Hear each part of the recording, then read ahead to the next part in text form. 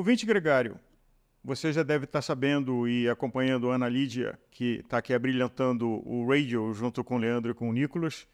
E a gente já se conhece há muito tempo, triatleta, agora um pouco mais focada no ciclista.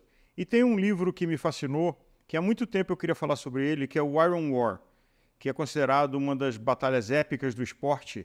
E atenção aqui, se você tem algum nariz torcido para a modalidade Ironman, fica com a gente que você não vai se arrepender, porque isso aqui é muito maior do que a modalidade, que é falar de Dave Scott e Mark Allen. Então, primeiro, Ana, obrigado por estar aqui conosco, obrigado por mais essa participação aqui na Gregário, você que já tá fixa com a gente, né?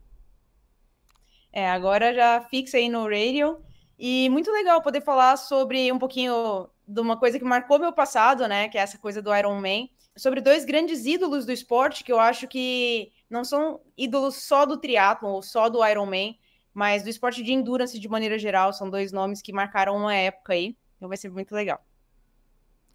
Então vamos aqui, e eu preciso de uma cola do livro do Matt Fitzgerald, que inclusive já esteve com a gente aqui na Gregário, falando de um livro genial, How Bad Do You Want It?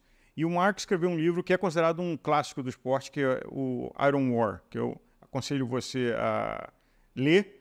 Inclusive a abertura dele, ele capricha, porque ele pega um texto do Tolstói, de Guerra e Paz, e fala que os guerreiros que se preparam para a batalha se preparam para vencer, abrindo o que foi uma guerra de verdade do conflito dos dois.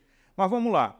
1989, Ironman do Havaí, Mark Allen com 31 anos, David Scott com 35, de uma sequência de embates que os dois vinham se pegando, saíram um grudado em cima do outro, saíram juntos da água.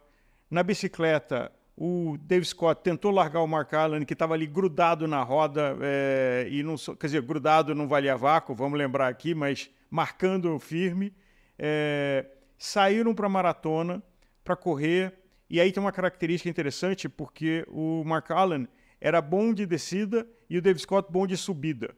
Então tinha uma estratégia de cada um do que fazer na maratona pela força de cada um. Lembrando que o Mark Allen era mais novo e o David Scott naquela época era um deus, já com 6 Ironmans no bolso, considerado o maior triatleta de todos os tempos, naquela época, 1989. E os dois foram no embate de ombro a ombro na maratona, que eu fico arrepiado de lembrar que é a narrativa do livro, que realmente é cinema. E chegaram, Ana, simplesmente a 58 segundos um do outro. Um tentou marcar o outro para arrancar e a prova toda foi em cima disso, seja na natação, seja na bicicleta e depois na maratona. E chegaram a 58 segundos de um tempo. Um detalhe, o terceiro lugar chegou 20 minutos depois.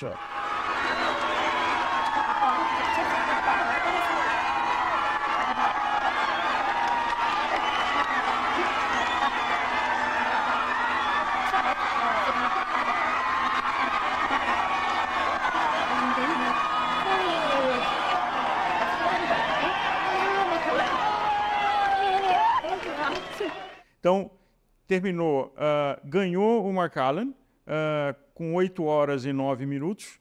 Estamos falando de 1989. E que foi um feito que balançou o esporte, balançou a emoção. E a ideia desse programa é a gente, a partir desse livro do Matt Fitzgerald, do Iron War, falar um pouco desses dois atletas, do que é o triatlo, da tua experiência. A Iron War, né, a guerra aí dos dois, marcou realmente uma geração e acho que foi o segundo grande momento de visibilidade do Ironman enquanto desafio de endurance, né? O Ironman surgiu em 1978, também no Havaí, mas na época na Grande Ilha, em Oahu, né? Não na Grande Ilha, para onde ele foi transferido em 1981, como um desafio, né? Para tentar identificar quem era o maior atleta, entre o nadador, o ciclista e o corredor, né? Usando como referências as distâncias de 3 provas clássicas que aconteciam em Oahu, que era a maratona de Honolulu, a volta ciclística de Oahu e a Waikiki Rough Water, né? Que era uma maratona aquática. Passou o tempo, 1982, a gente teve um primeiro marco, que foi o começo da transmissão do Ironman a nível global via NBC e uma chegada da Julie Moss, que emocionou o mundo todo. E aí, ali também estava começando o domínio do Dave Scott, né? A Scott Tingley ganhou pela última vez ali em 1982, em fevereiro, na prova que teve no Havaí, e depois ela começou a acontecer em outubro. Desde então, o Ironman do Havaí acontece todos os anos no mês de outubro. E o Dave Scott ganhou aquela edição de 1982 em outubro já. Depois disso, o Dave Scott viria a ganhar outras 5 vezes, né? Então ele tem 6 títulos mundiais. E o Mark Allen veio como um grande talento do triatlon, que inclusive ganhava campeonatos mundiais de distância curta, diferentemente do Dave Scott, que já era focado em provas de longa distância. Mas ele sempre batia na trave quando chegava em Kona. Ele nunca tinha conseguido ganhar do Dave Scott. E o grande lance, e por que isso se tornou conhecido como a Iron War, e por que isso foi um embate tão emblemático, é porque os dois tinham estilos, vamos colocar assim, diametralmente opostos. Né? O Dave Scott era um cara totalmente focado, metódico, disciplinado, daquela filosofia no pain, no gain, né? Então, tipo, treino, treino, treino, trabalho, trabalho, trabalho, desestruturar mentalmente o teu adversário. E o Mark Allen era conhecido como um cara zen, era um cara mais espiritualizado, era um cara muito intuitivo, então ele ia muito pela linha de como ele estava se sentindo no dia e adaptava ali a função dele. E chegou num ponto que, depois de muitos anos de embates, sempre com a vitória do Dave Scott, chegou num momento ali em 89 que os dois estavam na linha de largada com um nível técnico e físico e psicológico de preparo muito próximo. E essa prova realmente foi fantástica. Mark Allen teve uma sabedoria que foi entender que, até então, ele não tinha acertado Kona, e o melhor jeito de acertar Kona era copiando a prova de quem sabia fazer aquilo ali bem. E ele ficou colado no Dave Scott até faltarem, numa prova de 226 quilômetros totais, né? São quase 4 quilômetros de natação, 180 quilômetros de ciclismo, 42 quilômetros de corrida. Eles ficaram juntos o dia todo, e faltando aí menos de 4 quilômetros para a chegada, o Mark Allen fez esse movimento decisivo, que foi numa colina que hoje é conhecida como Mark and Dave Hill, lá em Kona, e conseguiu conquistar uma vitória num recorde que demorou anos a ser batido pelo próprio Mark Allen, de tanto que os dois se puxaram para um nível muito mais alto naquele momento, e depois viria a demorar muitos outros anos para ser batido por outros atletas, né? Então, ali a gente viu muito bem como uma dualidade, uma disputa ali entre dois grandes nomes do esporte pode elevar a performance dos dois e até do esporte em última instância, né? Só que nas minhas colas, o Mark Allen tem o feito, inclusive a partir daí ele cresceu e chegou a ganhar, equiparou o Dave Scott com 6 Irons, né? Mas ele tem uma característica de que 90% das provas que ele largou, ele fez pódio. A consistência dele é impressionante. Por outro lado, o Dave Scott, cascudo, aos 42 anos, em 1996, foi fazer um Iron, chegou em quinto e fez 2:45 na maratona. Então, assim, gigantes de estilos diferentes. E o que prevaleceu a partir desses dois, como cultura de treinamento de alta performance no triatlon? Bom, a primeira coisa que os dois deixaram de marca muito impressionante foi essa questão da maratona, né? O Mark Allen chegou a fazer 2 horas e 39 minutos na maratona de Kona, que foi recorde até o começo dos anos 2020, né? Então, por aí, quase 30 anos, ele deteve o recorde da maratona no Ironman. Então, ali começou uma cultura de valorizar um pouco mais a corrida dentro do Ironman. Mas em relação ao treinamento, os dois tinham linhas muito diferentes. Uhum. E acabou que o Dave Scott ficou mais na linha do treinamento, e ele ainda está envolvido com isso até hoje, né? Em Boulder, ele ainda dá treinos de corrida, dá treinos de natação, ele trabalha com uma série de atletas, ele é treinador de vários atletas de elite. Então, a linha de treinamento, de estruturação de treinamento do Dave Scott acabou ficando mais prevalente, vamos colocar assim, na evolução do treinamento de Ironman. O Mark Allen, ele é realmente uma figura lendária, então ficou muito mais o recorde, essa consistência dele. O mais impressionante da consistência dele é pensar que ele corria provas de curta e longa distância e conseguiu manter esse altíssimo padrão de performance nas duas. Mas ele é um exemplo claro de ser uma pessoa fora da curva, ao passo que o Dave Scott é um exemplo melhor, talvez, de quanto o endurance permite uma pessoa que não é fora da curva ter bons resultados, ser extremamente bem-sucedida com um trabalho de qualidade. Agora, o livro também divide que o Mark Allen é uma pessoa que tinha problemas psicológicos. Às vezes os dois tinham problemas psicológicos importantes, né? Relações familiares, de infância. Você que acompanha o triatlo há muito tempo e praticou, o quanto ter esse combustível ajuda? De ter alguma coisa que te incomoda muito, como o livro relata que os dois tinham. Assim, os dois não eram pessoas bem, né? Em paz com elas mesmas. O esporte de endurance tem uma característica de te dar muito espaço para introspecção, né? Você fica muitas horas treinando sozinho, você fica muitas horas desconectado do mundo e, consequentemente, dos problemas, né? Então, o esporte de endurance, ele pode ser uma fuga, ele pode ser uma terapia, ele pode ser uma resposta sua a uma série de sentimentos não positivos. A bike tem um pouco disso, e o triatlon certamente tem bastante disso, até porque é mais individualista ainda do que a bike, né? Você treina muito menos em grupo, até porque você não pode pegar vácuos, o ritmo de corrida são muito diferentes. Então, eu vejo que foram duas pessoas que souberam usar muito bem essa válvula de escape, que é o esporte de endurance, e conseguir performar em um nível ali que deu uma segurança, que promoveu um outro nível de desafio e de saúde mental para elas, por meio da performance e das conquistas pessoais, né? Se desconectando ao mesmo tempo desses problemas que eles tiveram historicamente. E o triatlon, uma das qualidades que a modalidade tem é que ela não tem preconceito em abraçar novas tecnologias. Então, desde no passado, de capacetes, aero, o clipe, a suplementação, recentemente o uso de medidor de glicose. Como é que você vê que a cultura do triatlo ajuda o esporte de endurance como um todo? Por um lado, eu acho que o triatlon se beneficia das culturas dos três esportes que o formam, né? Então, a gente ganha insights e elementos de treinamento, de cultura, de conhecimento da natação, do ciclismo e da corrida, né? E, ao mesmo tempo, foi uma modalidade que se desenvolveu em duas frentes muito diferentes. Então, as provas de longa distância via Ironman e as provas de curta distância via Federação Internacional. Mas, principalmente as provas de longa distância, com uma liberdade criativa no sentido de tecnologia muito maior. Então, ao passo que a UCI está sempre restringindo, por exemplo, geometria de bicicletas, peso e proporções de equipamentos, inserções de novas tecnologias no esporte, o triatlon acabou se transformando num campo de provas para a tecnologia, né? E pelo altíssimo nível de exigência. E também por serem atletas individuais, então é muito mais fácil você conseguir uma cobaia para experimentar o teu produto do que uma equipe inteira, que vai colocar em risco uma temporada inteira.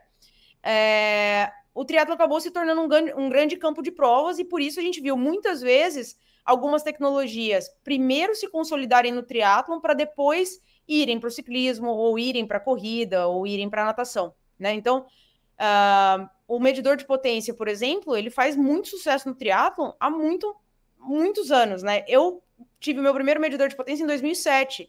No ciclismo, pouquíssima gente usava. E no triatlon já era uma coisa concebida como normal. O Mark Allen, lá na década de 90, já usava câmera hipóxica para simular a altitude para o treinamento dele. Então, a alimentação no triatlon sempre dependeu muito de tecnologia, porque você está consumindo muito. É só insano. E, além de tudo, você não tem o carro de apoio, né? Então, no ciclismo, as equipes têm o carro de apoio, o cara vai lá, pega a musete, tem o bolinho de arroz, ele pode comer, em algum momento o pelotão diminuiu a velocidade. No triatlon, não. No Ironman, a gente tá falando aí de mais ou menos 8 horas, né? Um pouco menos de 8 horas para a elite masculina, um pouco mais de 8 horas para a elite feminina hoje em dia, antigamente coisa de 1 hora a mais do que isso, em que a intensidade é muito estável e alta o tempo todo, e que você não tem um apoio. Então, você tem que carregar sua própria nutrição, você tem que digerir bem sua própria nutrição em altíssima intensidade, tem que ser prático, tem que ser eficiente, tem que ser rápido. Então, acaba que o triatlon é, sim, um grande campo de provas, e por isso a gente acabou vendo performances muito significativas e muito impressionantes desde muito cedo na modalidade. Vale também menção da cola aqui de que, até hoje, e numa pesquisa recente, o Mark Allen é considerado o terceiro melhor Ironman, o terceiro melhor triatleta da história, e o Dave Scott, o sexto melhor triatleta. E é curioso como quem foi o pai, o visionário, e quem foi contemporâneo, só 4 anos mais novo, 30 anos depois, o mais novo conseguiu se consolidar mais. Por que ele, o Dave Scott, o Mark Allen é considerado um triatleta nessa história, num ranking? Esses rankings são todos subjetivos, mas, na tua opinião, para a história, por que o Mark Allen, nessa lista, ele está acima do Dave Scott? A gente pode considerar o fato de que ele teve mais segundos lugares, por exemplo, né? Então, ele teve mais tempo ali no top 3. Esse número que você trouxe, né, de 90% de pódios na carreira dele, eu acho que acaba colocando ele com uma certa vantagem, né? Então, não é que ele só performou bem quando ele ganhou, ele estava sempre ali, ele estava sempre, no mínimo, batendo na trave. E ele se desenvolveu tanto na curta quanto na longa distância, né? Então, acho que do ponto de vista de consistência, ele teve uma carreira extremamente duradoura e sempre com essa consistência. Então, é muito impressionante. Eu só queria saber quem são os triatletas na frente aí, porque se a gente pensar em vitórias de Ironman, por exemplo, o Mark Allen e o Dave Scott têm 6 empatados. Excelente. Natasha Bedman, da Suíça, também tem 6.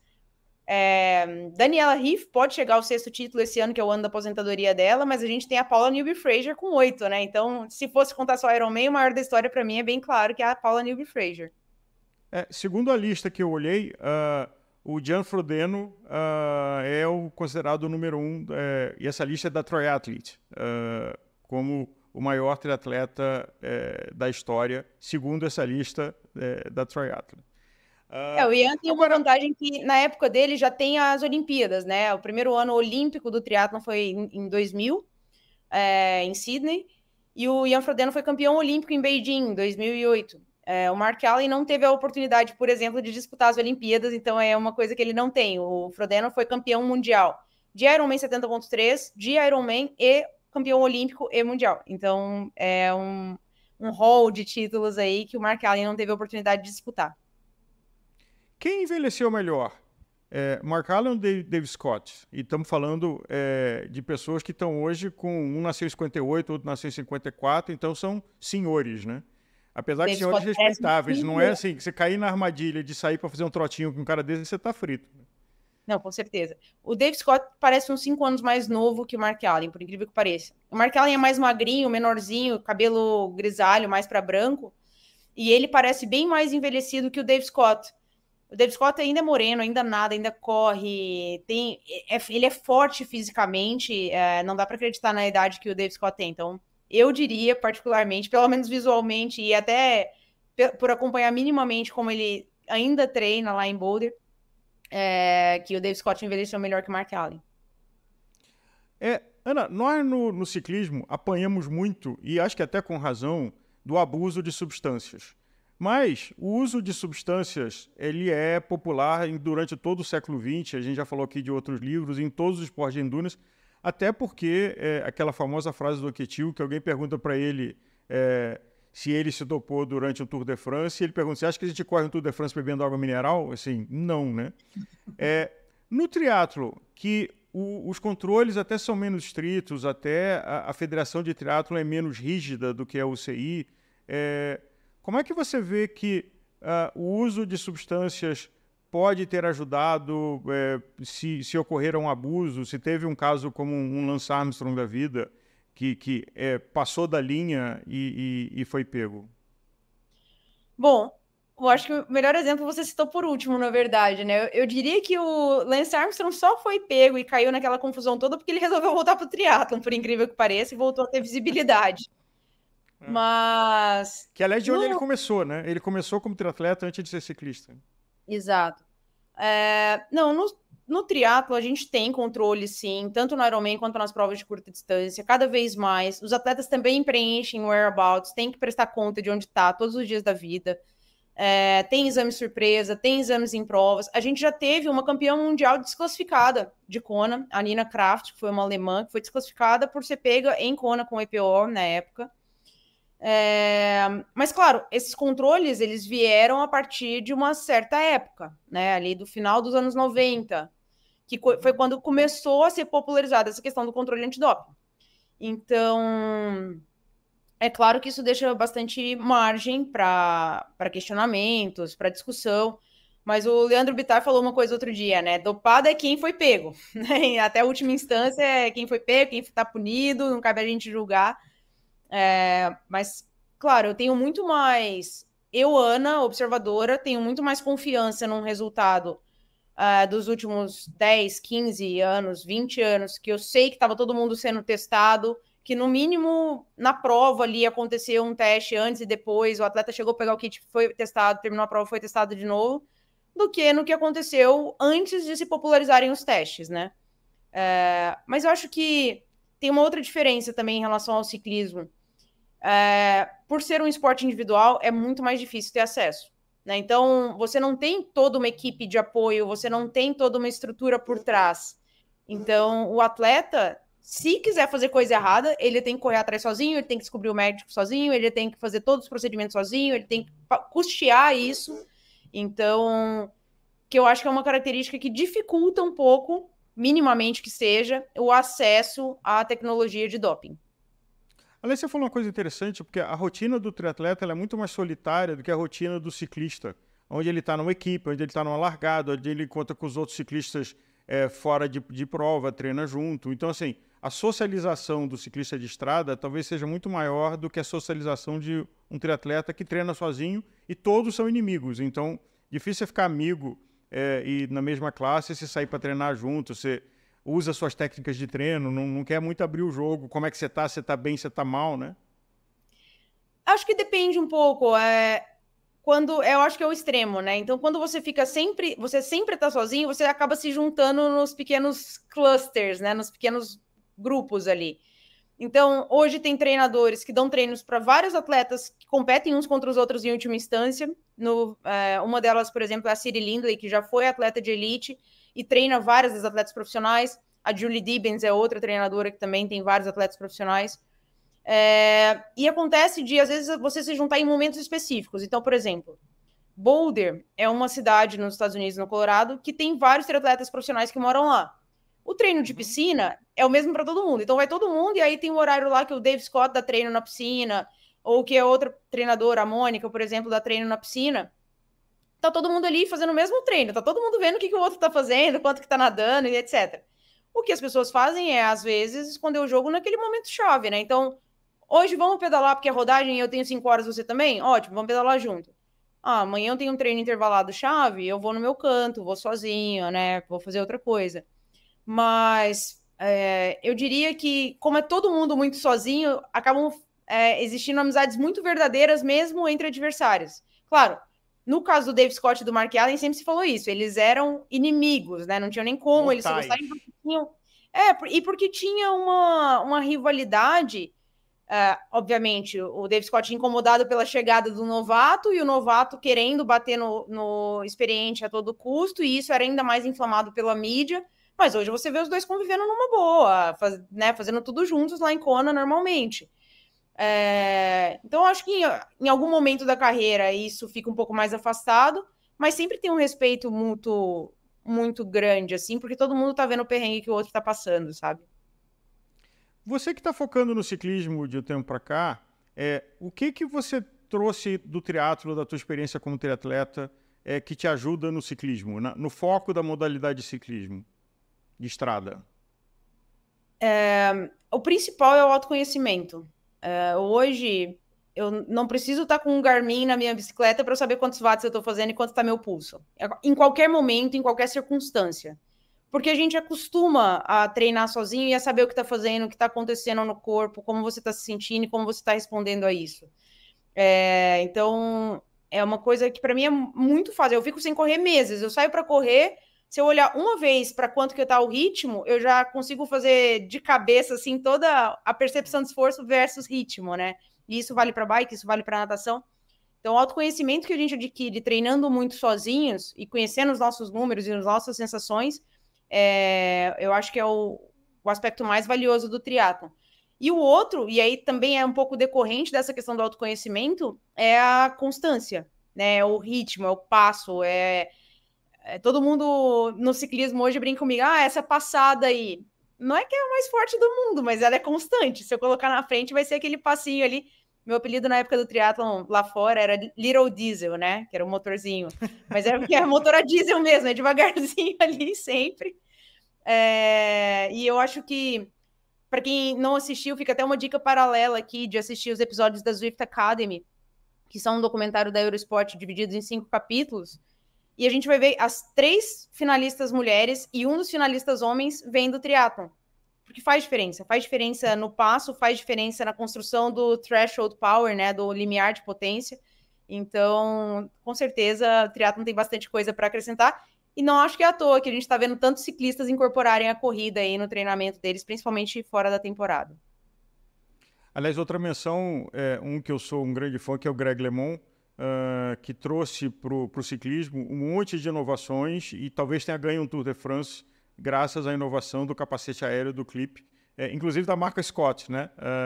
Que o Dave Scott depois criou produtos e o Greg LeMond trouxe isso. De uma outra coisa, a pirraça de tribos entre ciclistas e triatletas. Qual é a sua leitura dela? Eu acho que pirraça tem até dentro do próprio ciclismo, né? A gente tem o roadie contra o mountain biker, contra o graveleiro, contra o triatleta. Mas eu não vejo nenhum sentido nisso. Eu acho que são mundos complementares e que todo mundo tem uma paixão comum, que é a bicicleta. Eu acho que o ciclista pode ter um pouco de implicância com o triatleta, que é meio braço, e acontece muito frequentemente, porque e aí não vamos falar mal de triatleta nem de generalizar, mas o que acontece é que a grande maioria das provas de triatlon são predominantemente planas, não tem curvas técnicas, não tem nada técnico, e no caso dos atletas que vão direto para as provas de longa distância, além de tudo, você vai ficar numa bicicleta de contrarrelógio, que não é uma bicicleta muito fácil de manobrar. Então, obviamente, os circuitos são ainda menos técnicos para você não ter que manobrar aquela tralha. E aí, quando o triatleta vem se colocar no pelotão do ciclista, às vezes tem aquela implicância do tipo, cara, o cara é braço, o cara não sabe o que está fazendo aqui dentro. Por vezes ele realmente não sabe. Mas, por outro lado, eu acho que são mundos que todo mundo tem para aprender alguma coisa. É isso, o triatleta é um ótimo passista e pode ser um ótimo gregário se ele se meter numa equipe de ciclismo, assim como o mountain biker vai ter picos de potência que talvez o estradeiro não consiga alcançar, e o graveleiro vai saber se virar com um endurance que talvez não seja comum para o cara da estrada. Então, eu vejo zero motivo para implicância. Eu acho que todo mundo devia ter um pouquinho mais de cabeça aberta para aprender com o mundo do outro. E essa é a nossa ideia. O Matt Fitzgerald, inclusive, falou... primeiro, assim, se entrar no site do Matt Fitzgerald, que a gente vai colocar o link na descrição, é para ler tudo. E tem muita coisa boa. Assim, o Iron War, o How Bad Do You Want It, o pace que você mencionou, assim, a importância do pace, que eu acho que é uma característica de quem faz, seja maratona, seja triatlo, que não tem uma pressão competitiva e o ritmo é fundamental, de qual é o limite que você não quebra. Então, a gente tem muito o que aprender com quem foca. Boulder, que é um lugar maravilhoso, quem tiver a oportunidade de visitar, assim, é o que a gente fantasia que é a Califórnia, ela existe em Boulder. Só gente bem-humorada, só gente saudável, só gente cuidando de alto rendimento e muito conhecimento, assim, é a Disneylândia de quem gosta de esporte de endurance, Boulder, Colorado. Recomendo muito visitar quem puder. Outras coisas, Ana, que você queria dar dica a quem está nos ouvindo aqui, e nós estamos falando de triatlo sem preconceito e sem juízos, sem preconceitos, ou seja, sem juízo de valor, sem experiência. Que outras referências você quer sugerir para a gente, para quem está nos ouvindo? Já que a gente está falando do Matt Fitzgerald, ele tem um livro que é quase indispensável, assim, por incrível que pareça, não tem nada a ver com não é tão técnico, né? Que é um livro de receitas, que é o Racing Weight Cookbook, né? Então, peso de prova seria a tradução literal, então é outro livro muito bom dele. Tem um livro de um outro triatleta que tem um estilo totalmente diferente do Dave Scott e do Mark Allen, e que foi um grande nome, 3 vezes campeão mundial, um australiano chamado Chris McCormack, e ele tem um livro que chama I'm Here to Win. E ele é um cara mais, eu quase diria, briguento e provocador, assim. Então ele não é nem da linha do Dave Scott nem do Mark Allen, traz uma terceira visão sobre esse universo do triatlon e da competitividade. Mas eu acho que o principal é a gente ter essa cabeça aberta para ver que os mundos são complementares, sabe? E o Iron War, ele traz lições que não são só de triatlon e que não são só de ciclismo. Eu acho que tem muito disso, de soluções que os dois conseguiram construir para superar desafios diversos. E isso a gente aplica para qualquer coisa, né? Eu acho que o esporte é sempre uma escola para as outras coisas da vida. E esse livro e todos esses outros que a gente está mencionando aqui são muito nesse estilo também. E é isso, é um grande livro, me chamou a atenção. Eu, pessoalmente, tenho algumas implicâncias, apesar de ter grandes amigos profissionais, treinadores que eu admiro muito, que já estiveram com a gente aqui na Gregário, mas confesso que eu tenho os meus narizes torcidos com alguns eventos que aconteceram, mas e resisti de pegar no livro. Mas é pegar e muito bem escrito, de uma história excepcional, de dois seres humanos com uma batalha interna gigante entre eles, e a oportunidade de ter outro gigante do lado dele que fez subir a régua. Então, agora uma pergunta que, essa é uma dúvida. Tem lugares, se eu não me engano, o livro menciona isso, que o berço da modalidade triatlo veio de gente da tropa especial americana, do exército de elite americano, e que, por isso essa história de Iron, de... tem substância essa história? É o seguinte, o triatlon mesmo surgiu na Califórnia em 1973, num clube de natação, num clube que era o San Diego, que depois veio a ser o San Diego Triathlon Club, que era o seguinte, na época da intertemporada, o treinador mandava os atletas correrem, e na volta da temporada ele começou a criar desafios, então que misturavam natação, corrida, eventualmente natação, bike, corrida, e foi assim que surgiu o triatlon, mas eram em distâncias curtas. E, obviamente, priorizando a natação. Isso foi ali em 73, 74. Em 1978, tinha um militar americano chamado John Collins, com a esposa chamada Judy Collins, que tinham morado na Califórnia nessa época, tinham participado desses triatlons, né? O primeiro triatlon da história se chamava Super Frog. E ele estava listado lá no Havaí.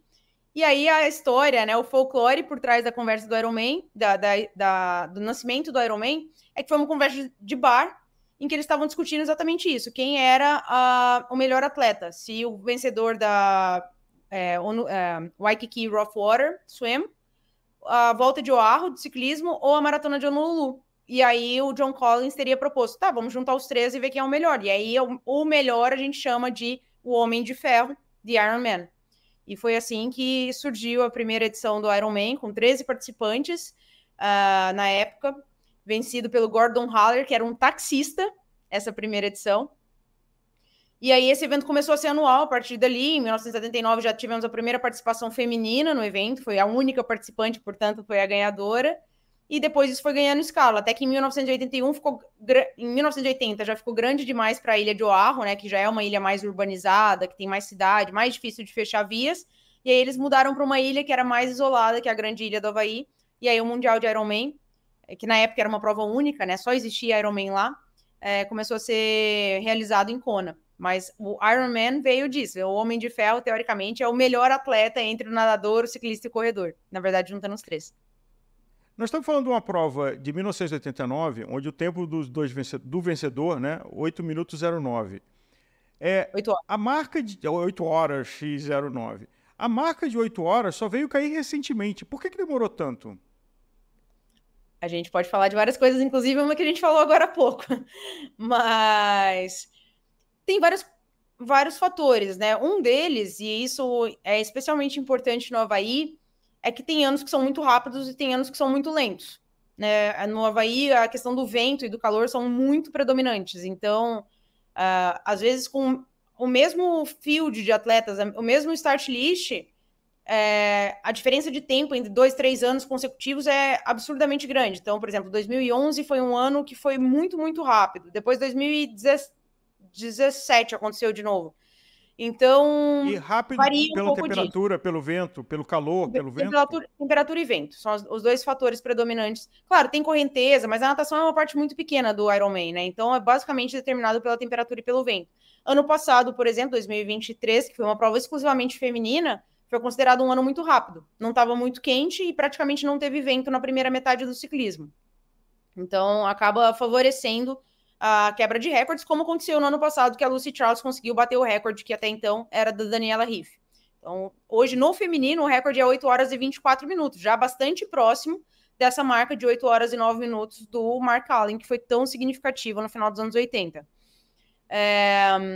Por outro lado, obviamente, já era para ter baixado mais, se a gente pensa principalmente em desenvolvimento de tecnologia, né? Tem tênis que prometem aí 4, 5% de melhora graças à placa de carbono.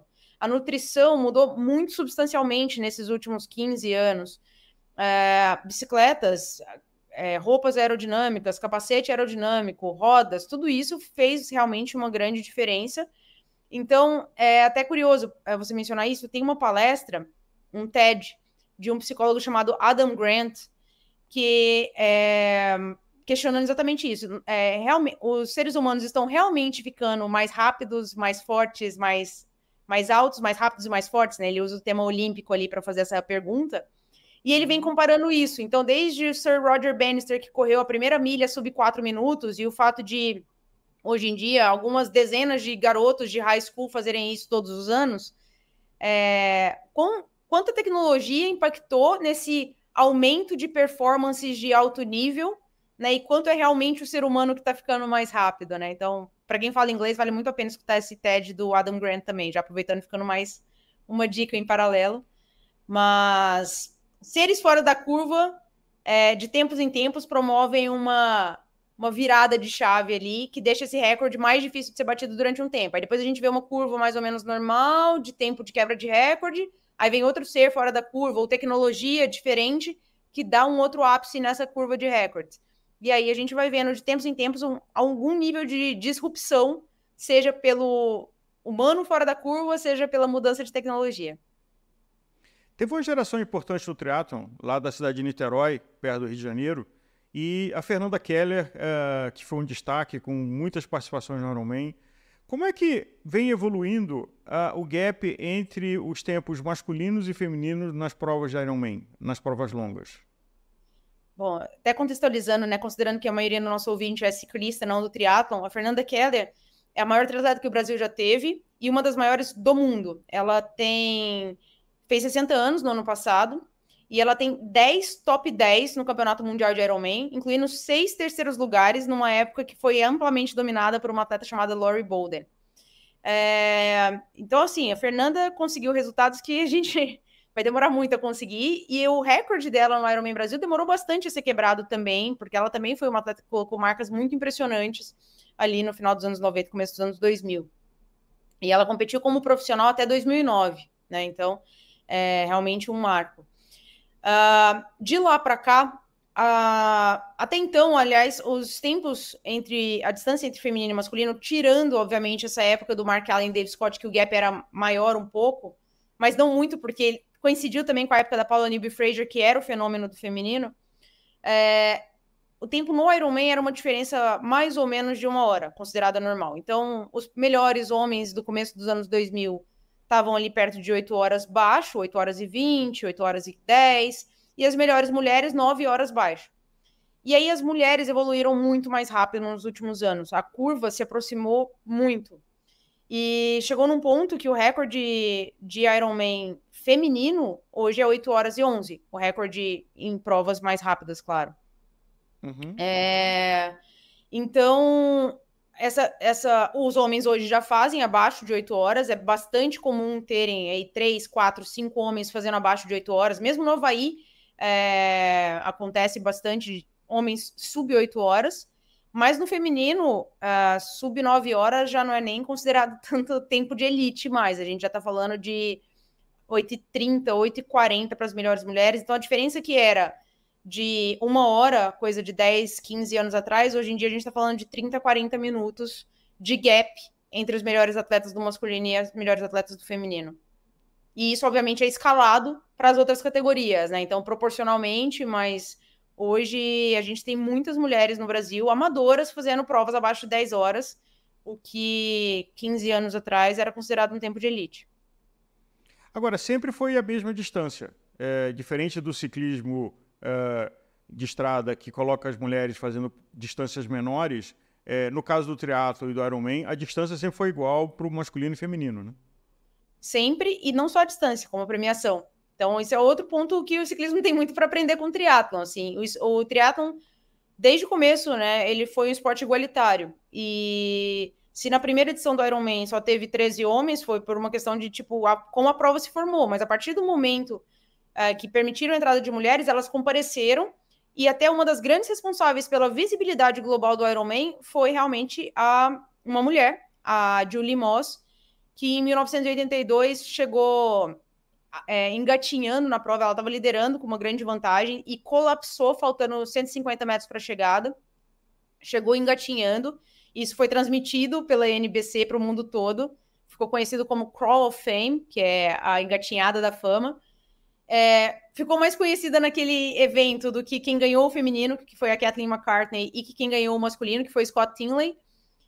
Entrou para o Hall da Fama por isso, mas principalmente, ela, naquele momento, ela foi a grande responsável por dar uma visibilidade global para o Ironman e chamar a atenção para ser um evento de pessoas comprometidas, determinadas, que têm um sonho e que acreditam nele a qualquer custo. Então, acho que foi importante também porque não se fez distinção de ser um homem ou ser uma mulher desde o início do Ironman. Quando se tornou um esporte profissional, sempre com premiação igualitária. Qual a importância do Ironman Floripa no circuito mundial? Gigante. O Ironman Floripa acontece desde 2001, ininterruptamente. Hoje, o Ironman tem 2 circuitos, né? Então, ele tem o circuito Ironman, que é da prova de distância completa, 3.800 metros de natação, 180 quilômetros de ciclismo e 42 quilômetros de corrida. E ele, em 2006, criou uma bandeira chamada Ironman 70.3, sendo que 70.3 é a distância em milhas da prova, que tem a metade da distância do Ironman. Então, 1.900 metros de natação, 90 quilômetros de ciclismo e 21,1 quilômetros de corrida, ou em milhas, 1,2 milhas de natação, 56 milhas de ciclismo e 13,2 milhas de corrida. Hoje, somando os 2 circuitos, são 138 provas no mundo. O Brasil tem 6, uma de Ironman Full e 5 de meio Ironman, né, de Ironman 70.3. O Ironman Brasil foi a primeira prova da América Latina e depois dela o Ironman cresceu muito fortemente aqui. Então hoje a gente tem provas na Argentina, no Chile, no México, no Equador, no Peru. E tudo isso a partir do Brasil, que foi dando essa visibilidade. E, inclusive, não só para brasileiros, mas como argentinos, né? Então, a gente tem histórico de vários atletas argentinos que fizeram um nome aqui, no Ironman Florianópolis, Galindes, né? por Morales, Galindes é o principal deles, inclusive já ganhou o Ironman Brasil portando uma bandeira, metade bandeira argentina, metade bandeira brasileira, porque o Galindes sempre morou no Brasil, né? Hoje está em Miami, mas sempre morou em Santos. O Ezequiel Morales, que foi um exemplo que você falou que é de Niterói, mas ele é argentino, mas mora em Niterói. Ele e a esposa dele, Soledad Omar, foram 2 grandes atletas argentinos que encontraram no Brasil esse espaço para se desenvolver profissionalmente. O Eduardo Sturla, outro atleta argentino que hoje mora na Austrália, também foi campeão do Ironman Brasil. Então, aqui foi a praça para o desenvolvimento do triatlon, tanto brasileiro, e hoje a grande maioria dos amadores que entram no triatlon já entra muito mais focado em Ironman, em provas de longa distância, do que no triatlon de curta distância, e muito por causa da visibilidade que tem o Ironman Florianópolis. Ana, ouvindo você aqui, nós, e eu me incluo nesse grupo de ciclista, até porque eu já tentei fazer triatlo, mas correr para mim é um desastre. Nadar é uma balsa cruzando a Baía de Guanabara, então até sobrevive, mas correr é um desastre. A gente tem que tirar o chapéu para a modalidade triatlo e Ironman, porque o Brasil tem muito mais do que se orgulhar do que o triatlo produziu do que o ciclismo de estrada. É uma constatação difícil, mas inquestionável, de ter um circuito mundial consistente, de ter a quantidade de atletas profissionais, de ter o berço lá de Niterói, o berço de Santos, Floripa, o que gerou. Então, eu acho que não era a ideia inicial desse programa, mas está se tornando, para a gente perder esse preconceito com o triatlon. É uma modalidade que merece respeito, merece admiração, orgulho como brasileiro de atletas, organizadores de prova e circuitos que esse esporte, essa modalidade trouxe para a gente. Não, com certeza. Eu acho que o triatlon e o Ironman estão colocando o Brasil no esporte de endurance, no mapa do esporte de endurance de uma maneira um pouco diferente. Hoje a gente tem atletas de curta distância também fazendo muito bonito. A gente já teve no passado com o Leandro Macedo, Alexandre Manzan, mas hoje a gente está tendo uma nova geração aí de atletas, principalmente na pessoa do Miguel, do Hidalgo e do Manuel Messias, que estão andando muito bem e ganhando etapas de Copa do Mundo lá fora, sabe? Então, fica esse convite aí para os amigos ciclistas conhecerem um pouquinho mais esse universo do triatlon e acompanharem as provas, porque a gente tem reais chances de medalha olímpica em Paris 2024 com o Messias e o Hidalgo. Então, fiquem de olho aí, porque pode ser mais uma alegria e vocês ouviram aqui no Gregário antes. Triatlon sem preconceito. Vamos prestar atenção, vamos respeitar. Porque no final é tudo esporte de endurance. Tem bicicleta para todo mundo, apesar que tem tênis e tem sunga também e macaquinho, mas é gente gigante, como a gente falou aqui, de dois ídolos sagrados, do Mark Allen e Dave Scott. De novo a recomendação, leia o livro Treine Seu Inglês, eu não sei se ele tem em português, mas o Iron War é um livro genial. Assim, você nem precisa gostar de esporte, você nem precisa praticar nada, é um negócio que você pega e você não vai largar. Obrigado, Ana. Vocês ouvintes têm um encontro marcado todo o Gregário Radio com ela, na companhia de Leandro Bittar, e quando a agenda permite, do Nicolas Sessler, e a gente se vê por aqui. Obrigada, Álvaro, pelo convite. Um prazer falar um pouquinho do triatlon aqui também dentro do Gregário, e excelente escolha começar pelo Iron War. Um abraço para todos.